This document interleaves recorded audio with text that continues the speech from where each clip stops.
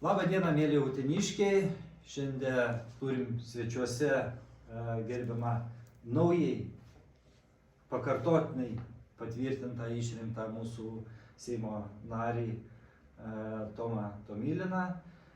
Ir su Rasa užduosim klausimus apie viziją, apie prioritetus ir tai, kas yra aktualu ne tik tai nacionaliniai politikoje, bet kaip ta nacionalinė politika atsilieps regionams ir būtent uteniškiam. Nes šiuose Seimo rinkimuose Utena pasirodė pakankamai gerai, tai 12 balsų, elektoratas procentų, atsiprašau, 12%, tai yra pakankamai. Ir ačiū Jums, uteniškiai, kad Utena įgauna pasitikėjimą demokratais. Ir Rasa, tai ką, tada kalbinam mūsų svečią ir... Taip, ačiū dar kartą Tomai, kad prisijungėt. Ir tikrai tempas jūsų didelis ir gal truputį galėtumėte įvesti į tą visą jūsų režimą. Kokie iššūkiai laukia, kas laukia mūsų visų? Na, ačiū, kad pakvietėt. Taip pat labai džiaugiuosi jūsų rezultatais ir uteniškių aktyvumu ir pasirinkimais. Aš sakyčiau, kad baigėsi koalicijos formavimo etapas, prasideda vyriausybės formavimo etapas. Tikrai laukia daug iššūkių. Man labai patinka, kad yra labai stipri dauguma Seime, galima priiminėti labai rimtus sprendimus. Turbūt laukia tokie, sakyčiau, fundamentalūs sprendimai, kurie ilgainiui užtikrins mūsų gyvenimą regionuose, nes realiai regionai yra pakabinti. Mes turime ir algų problemą, mes turim kelių problemą, mes turim regioninės politikos problemą ir visur yra tik problemos, pinigų trūkumai.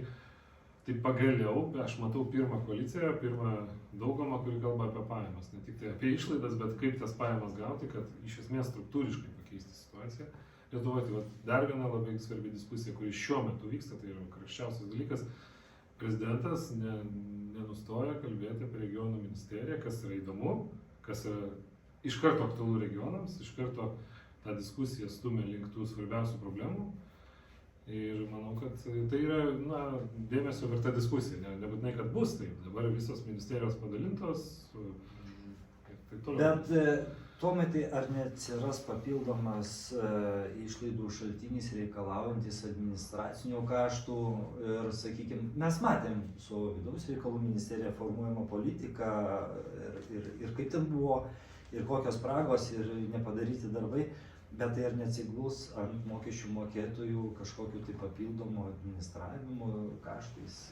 Ne, tai bet kuri ministerija, bet kuri politika yra kaštai. Tai jeigu mes teikiam prioritetą švietimui, sveikatai ar keliams, tai atitinkamai tai kainuoja pinigus. Man patinka apskritai požiūris, kad reikia stiprinti regioninę dimensiją vidaus reikalų ar apskritai vyriausybei. Tai yra labai svarbus, sveikintinas dalykas. Kaip mes tai padarysim? Ar tai bus apsiribota dabartinė sudėtyje vyriausybės? Čia antraeilis klausimas. Svarbu, kad dėmesys regionui ir dėmesys regioniniai politikai atsiranda žymiai rimtesnis ir pagal Seimo sudėtį tą patį galima kalbėti. Tikrai labai daug žmonių iš regionų, tokių stiprių, daugumoj. Tai tikrai man atrodo, kad proveržis įmanomas, bet svarbiausia, kaip minėjau, yra pajamos ir yra rimta kalba apie ypač turtingų pajamų šiek tiek didesnį apmokestinimą tam, kad mes tų pajamų turėtume. Nes iš tikrųjų šiai dienai darbuotojai sumoka tiek, kiek gauna, jie negali laviruoti. Eimantai sumoka kiek gali, bet yra ta klasė, kuri gali sumokėti daugiau ir vakar Tomas mini yra labai svarbu, tai yra progresiniai mokesčiai. Jo, mes juos turim, bet reikia nusiųsti žinią žmonėm, kad čia nėra kalba apie jokį smulkų ar net vidutinį verslą. Smulkus verslas mūsų ekonomikos pagrindas ir mes ant jo laikomas ir jam tik palengvėti turi situacija, turi tik pagerėti. Tai Tomai, mes galim uteniškiam pasakyti, kad visgi tai su šia vyriausybė, su mūsų dalyvavimu daugumoje proveržys tikrai regionam sustiprės. Aš labai to tikiuosi ir tai matau iš koalicijos sutarties ir pradedama ruošti jau kitą savaitę pradės darbą dauguma su vyriausybės programa ir ten bus tikrai jau toks sisteminis dokumentas, jau visas planas 4 metam, gairės jau aiškios, tai tikrai manau kad tie jau dabar suprogramuoti sprendimai, jau galima vardinti juos, jie tikrai yra palankus regionams. Tai galim sakyti, tai vienas iš prioritetinių mūsų Demokratų sąjungos vardan Lietuvos tikslų programinių nuostatų visgi regionų stiprinimas vienas. O kokie daugiau prioritetai yra iš tokių prioritetinių? Aišku, darbų čia palikta milijonas, bet žiūrint, atliepint žmonių, gyventojų lūkesčius, ką mes dar galim, kokią žinutę galim dar ištransliuoti tam paprastam žmogui gyvenančiam rajone, kaip atsilieps. Tai vieną žinią aš pasakiau, mes turime spręsti pajamų algų problemą, viešojo sektoriaus finansavimo problemą, nes tai yra, kai trūksta slaugytojų, kai trūksta pinigų kelių lopimui, tai kaip tai gali būti, to neturime. O toliau galim kalbėti, sveikata labai svarbi tema, žinoma, ten pagrindinė atsakomybė imasi, kiek suprantu, socialdemokratų partija kaip ministras, bet tuo pačiu mes turime labai svarbią idėją dėl PVM lengvatos vaisiams ir daržovėms, labai smulkmė, bet labai svarbi, nes jeigu mes pradėsime pagaliau normaliai maitintis, mes turėsime didžiulius taupimus sveikatos sistemai, mes ilgiau gyvensime, mes neturėsime tiek išlaidų sveikatos sistemai, tai tikrai tai yra svarbu ir jeigu valdžia parodys pavyzdį, paeisim tiesiog Latvijos kelių, Latvija jau tai padarė, jie turi 12% PVM. Ir tai, aišku, taip pat spyris ir mūsų toksai geras, pozityvus ir verslui, smulkiems ūkininkams, kurie parduoda. Taip, viskam PVM lengvatos nepadarysi, nes mūsų biudžeto struktūra yra tokia, bet jeigu gali sudėti ekonominį tikslą, palengvinti žmonėm gyvenimą su sveikatos tikslu, nes iš tiesų ne tas rūkytas kumpis yra mūsų, taip sakant, ateities žvaigždė, bet būtent daugiau čia užaugintų šviežių daržovių, vaisių, tai yra mūsų kelias į sveikatą. Taip, ir aš kaip programą skaitau, kas viskas dedasi kartu, tarkim, PVM lengvata vaisiam daržovėm, prevencinė programa. Taip, prevencija, sveikatos žinoma. Tarkim, krepšelis mokinio ir atskiras krepšelis sportui, tas dalykas. Einam tą linkmę, kaip sako, visose srityse dedam plius ir ko pasekoje esam sveikesni ir išlaidų mažiau reikia. Ir šeimos gyvena šiek tiek geriau, nes tas... Tai pat, ką Rasa sako, tai iš tikrųjų ir dalyvaujant Utenoje ir buvo pristatomas klausimas, vienas iš tokių tai yra neformalus ugdymas, vaikų užimtumas ir dar vienas tai yra maitinimo kompensavimas.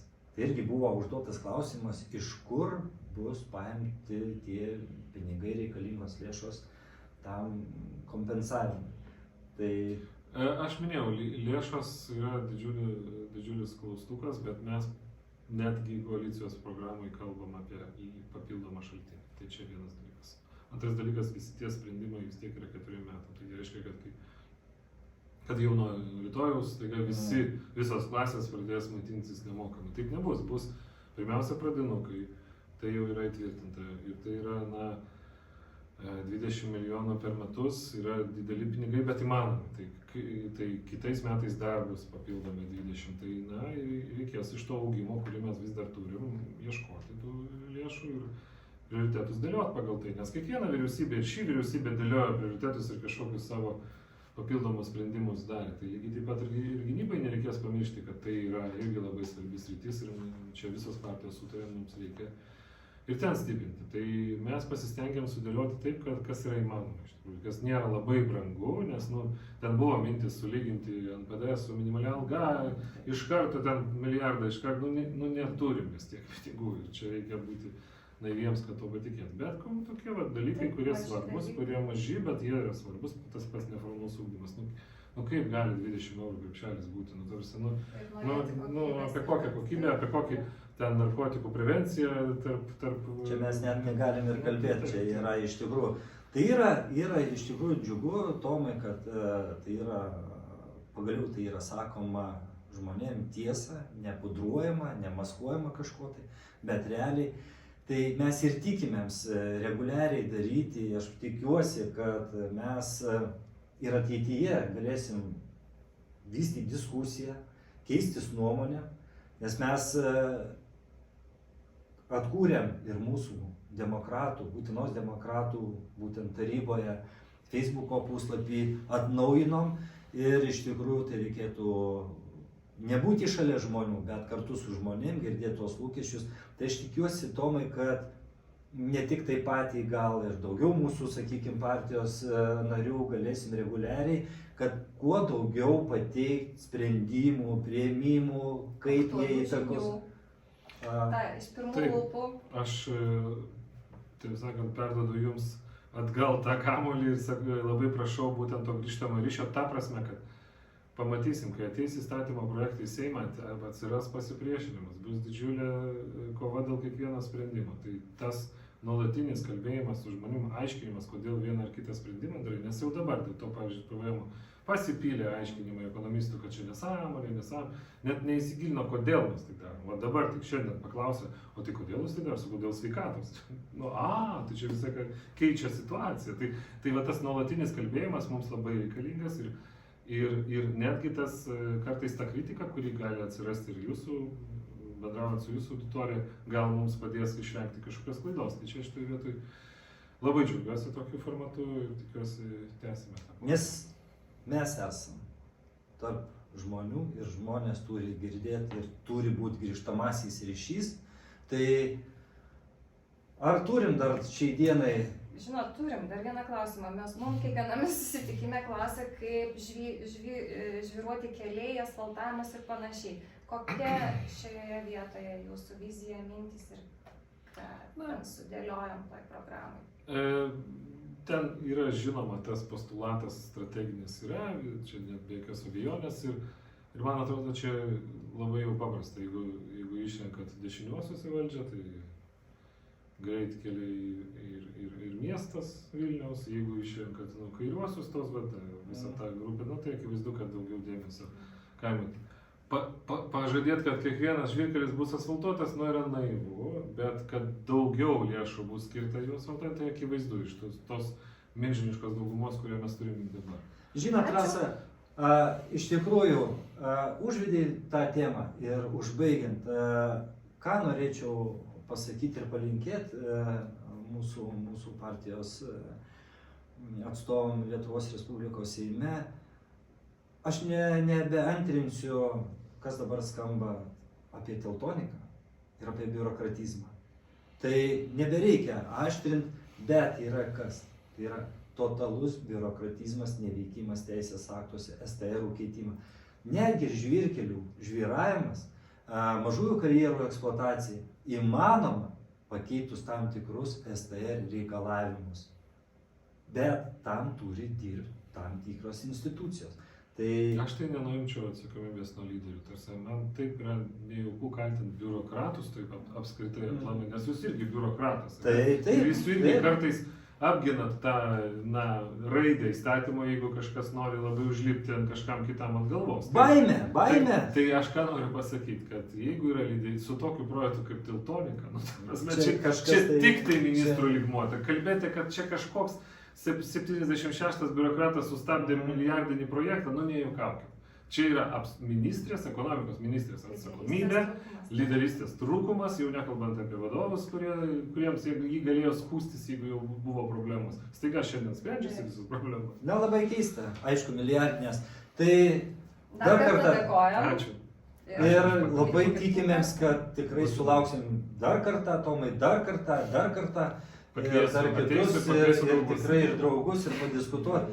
Čia toks pirmas blynas ir aš manau, kad tai svarbiausia yra ne tik tai idėja, bet ir tęstinumas. Tai laikysim. Tai ačiū uteniškiai, kad žiūrit mūsų puslapį, sekat mūsų puslapį.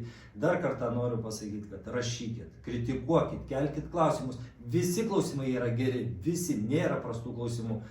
Tai mes ir dirbam tam, kad spręstumėm ne tik jūsų, bet visų mūsų klausimus. Iki greitų susimatymų. Iki.